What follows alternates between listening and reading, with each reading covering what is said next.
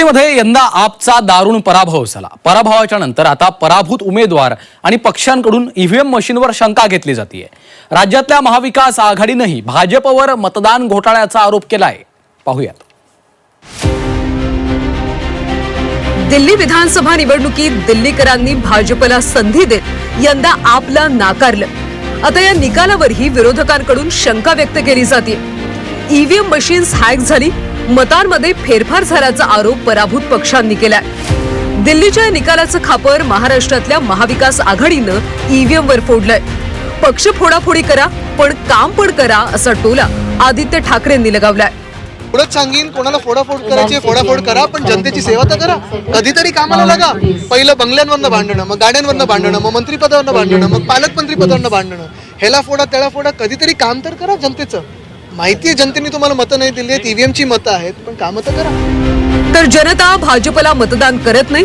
महाराष्ट्रानंतर दिल्लीत सुद्धा मतदान घोटाळा झाल्याचा आरोप खासदार संजय राऊतांनी केलाय।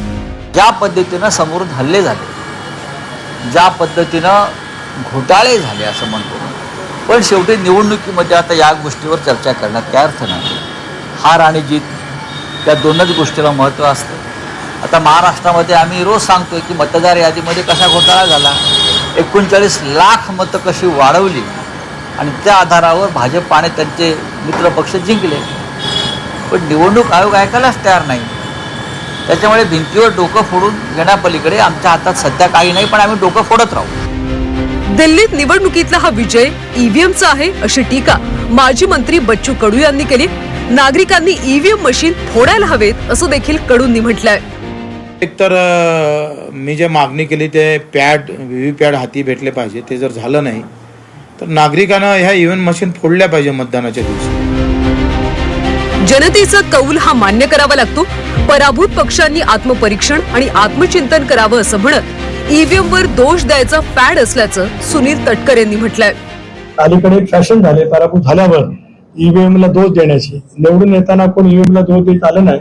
लोकसभेमध्ये आम्हाला अपयशाला सामोरं जावं लागलं, तर आम्ही कधी ईव्हीएम वरती दोष ठेवला नाही। ज्यांना अभूतपूर्व यश मिळालं ते तर 10-12 जण गुडघ्याला पाशिंग बांधून होते मुख्यमंत्री पदाचं। अगदी मतदान झालं त्या दिवशी पण ड्रायव्हिंग करत होतो, पण म्हणत होतो की सुरक्षित ड्रायव्हिंग करणार आहेत, पण निकाल आल्यानंतर मग ईव्हीएम ला दोष। तर तसं न देता पराजयाचं आत्मचिंतन आत्मपरीक्षण करून लोकशाहीचा पराभव स्वीकारावा, जनतेचा कौल स्वीकारावा। पराभव झाला की ईव्हीएम वर खापर फोडण्यापेक्षा पराभूत पक्षांनी जनतेनं कोणत्या मुद्द्यांवर नाकारलं यावर आत्मपरीक्षण करायला सुरुवात केली पाहिजे, अन्यथा पराभवाचा सिलसिला कधीच थांबणार नाही। ब्युरो रिपोर्ट, झी 24 तास, मुंबई।